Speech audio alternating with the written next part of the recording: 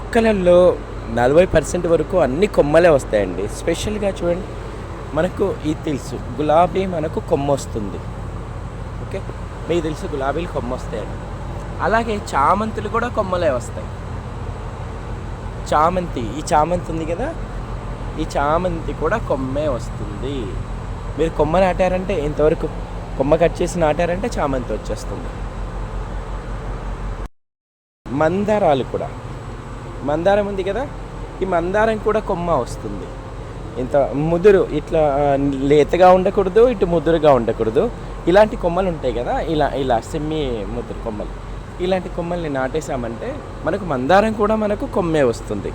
ఇంకా తర్వాత ఈ పుష్పం ఉంది కదా, దీనికి కింద దుంప ఉంటుంది, దుంప ద్వారా వచ్చేస్తుంది. తర్వాత ఈ చెట్టు, ఇది ఒక్క చెట్టు వేసుకున్నాం అనుకోండి, ఇక్కడ కింద పిలకలు వచ్చేస్తాయి, ఈ పిలకలు వస్తాయి. ఆ పిలకలు ఈ పిలకలు సపరేట్ చేసి నాటుకుంటే మనకు ఇది కూడా మొక్కలా తయారైపోతుంది. ఈ మొక్క చూడడానికి కొంచెం మల్లె మొక్కల్లాగా ఉంటాయి కదా, ఇవి కూడా అంతే. ఈ కొమ్మలు ఇలా విచ్చేసి నాటేస్తే ఇది కూడా మొక్క అయిపోతుంది. అంతే, సింపుల్.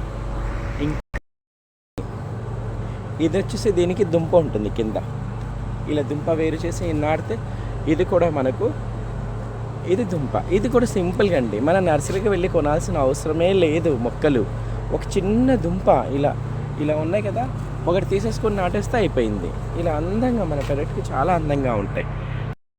మొక్క కూడా మీకు చాలామందికి తెలుసు. ఇవి కూడా అంతే, ఇది కూడా కొమ్మ వచ్చేస్తుంది, కొమ్మ. ఇప్పుడు ఇది జునియా వచ్చేసి మనకు ఇందులోనే విత్తనాలు ఉంటాయి. ఈ పువ్వే విత్తనంగా మారుతుంది, అది నారలాగా వేసుకుంటే ఇదే వచ్చేస్తుంది. ఈ క్రోటన్ కూడా అంతే, ఇది ఒక కొమ్మ ఇలా కట్ చేసి నాటుకుంటే ఇది కూడా వచ్చేస్తుంది. డాలియా చూసారా ఎంత బాగున్నాయి డాలియా ఫ్లవర్స్. ఈ డాలియా కూడా అంతే అండి, ఇది కొమ్మ నాటినా వస్తుంది, లేకపోతే ఇలా చూస్తే ఇక్కడ దుంపలు ఉంటాయి.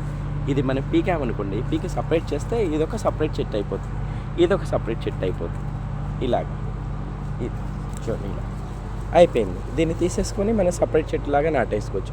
ఇప్పుడు ఇందులో నేను 2 చెట్లు నాటుతాను. ఇదొక చెట్టు అయిపోయింది, ఇదొక చెట్టు అయిపోయింది. ఇలా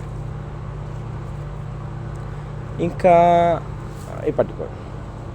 ఇంకా ఈ చెట్లు ఉన్నాయి కదా, దీని గురించి నేను మళ్ళీ వేరే వీడియో చేస్తాను. పుదీనా గురించి చెప్పాల్సిన అవసరం లేదు, అందరికీ తెలుసు. పుదీనా కూడా కొమ్మలు నాటితే వచ్చేస్తాయి, లేకపోతే వేరు నాటినా వచ్చేస్తాయి. సింపుల్.